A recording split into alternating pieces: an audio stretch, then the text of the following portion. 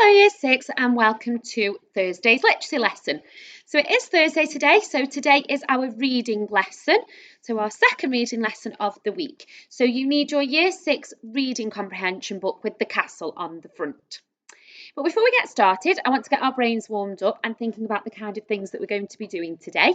Now today's piece of reading that you've got to look over is a diary. So I want us to pause the video in a moment and I want you to see if you can remember any of the features that you would expect to see in a diary. So that might be how it's structured, it might be the language that's used, it might be how it's written, what person it's written in, all of those kind of things. So I want you to pause the video now and just give yourself 5 minutes. See if you can remember the kind of things we would include in a diary. And we have done one this year, so you should be able to remember. Okay, so pause the video now and have a little go. Okay, so you should have had a little think about what you would expect to see in a diary. Okay, so we're going to just have a little look together. So a diary then will be written quite informally. Now we call this colloquial language. So it might be chatty, informal, use words that are slang, you'd use contractions, all that kind of thing, because it's not a formal piece of writing. It's just a little entry to yourself, really, getting feelings out. So on that, you would have thoughts and feelings and opinions. So you'd have some events, things that have happened, and then your reflections on that and your opinions and feelings. Linked to that then, it would be written in first person. So you'd have those first person pronouns like I, me, my, those kind of words in it. The structure then would be a diary. So you'd have a dear diary, you might have a date in there. So it would be structured like a diary. Then chronological order then links to the structure. So if it's about a day, it would tell about that day in the order that it happened. And in past tense, because it will be telling events that have already occurred, that have already happened. And then it would have detailed descriptions. So it might be about something that's been eaten, it might be about a setting, it might be about a particular event, and all of that will be described in detail. So hopefully you've got a few of those written down in your purple book that you've remembered from when we've done diaries before. So today then, we're not focusing on one specific question in this because we've done lots and lots and lots of questions now, loads of different question types. So I want now on our last few, hopefully, before we come back to school, I want to just focus on a mixture of those questions and apply what we've already been learning. So all those how ones, using you're expressing thoughts and feelings and opinions, using evidence to back up what you are saying. So we've done lots of skills and it's about mixing them all up now and applying them. So it's page 8 and 9 today. We'll just have a little look at it. And it's the Lost Diary of Snow White that we are looking at. So it's an alternative fairy tale, this is. So it's telling it from Snow White's point of view and showing that maybe not everything's as it seems in a fairy tale. Okay, so have a really good read through. Now, I would pause the video now, have a good read through. I'm going to discuss some vocabulary that I think you might want to go over, that I think you might pick out. So have a look through. You'll have some ideas in your head of some words. Oh, I don't know what that means. So I'll go through some and then you might want to look up some of your own. So pause it now and have a good read through.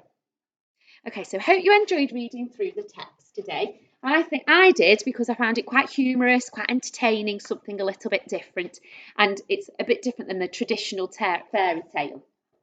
So, vocabulary that I just wanted to quickly go through with you.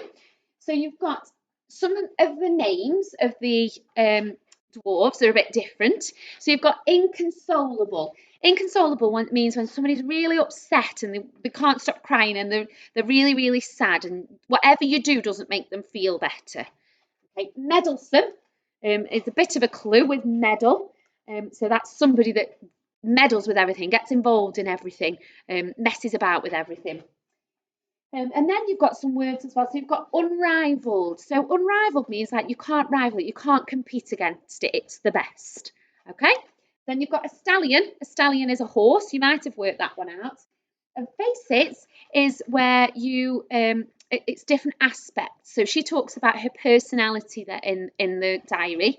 So it's different aspects of her personality. So hopefully I've covered some of the words that you picked out that you might want to discuss. If you've got others, you could always look them up.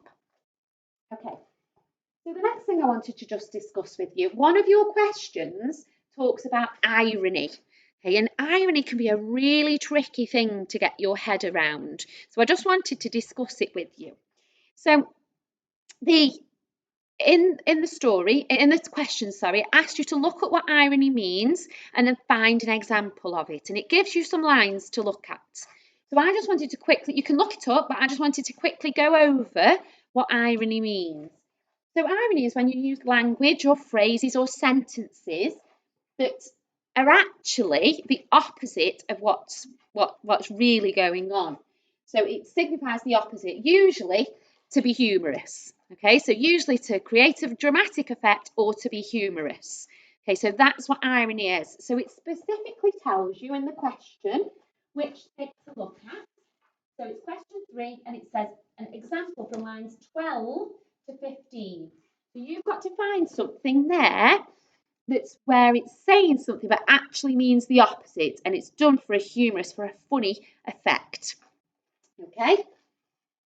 So then another thing that I wanted to discuss with you is fairy tale language. So it asks you a question, how is this extract, this diary, different to what you would expect to see, the kind of words you would expect to see in a fairy tale? Okay, so I've just put some words up here that when the light adjusts you'll be able to see. They're the kind of things that you would normally expect to see in a fairy tale. Now, a fairy tale is it's meant to be like this amazing thing. Something bad might happen, but then it all comes right in the end, and everything's always beautiful, and there's singing animals, and it's lovely. Okay, and you have words like once upon a time and happily ever after, and in a flash they couldn't believe their eyes. Long, long ago, suddenly something might happen, but everything tends to be sunshine, rainbows, and wonderful. So when it asks you that question, have a think, what kind of things happen in this diary extract that are the opposite, really, of how you might talk in a fairy tale? So what sort of words are a bit different? Okay, so that's what it means when it's talking about fairy tale language. So I'm just going to click quickly onto here, onto the questions. So the top one is asking you for features of a diary, which we've already discussed. You've made a list of some, I've given you some, so you should have a good idea for those. You've got why something might be written in capital letters. You think about why things are written in capital letters, bold and italics. Think about why something and what text around it shows you why that might be written in capital letters. You've got the irony one, which we've discussed. Then it asks you about Snow White's personality. That's a 2-mark one, so it needs a because it says with it. And then the fairy tale language. And then the last one, do you think Snow White's looking forward to happily ever after? And again, we've done lots of do you think ones, so you should be a yes or a no. So do you think she's looking forward to it? But then the most important bit is because it says. Okay, or because she does, or an action that she does. So it's either something that she does, how she behaves, or something that she says. Okay, so make sure on those 2-mark questions they've got that really key phrase because it says, to make sure that you are giving a full answer to get your 2 marks. Okay, I'm really looking forward to reading it. As always, your reading was fantastic the other day, and you're learning and everything. So really look forward to reading it. Last reading of the week, and I shall see you tomorrow.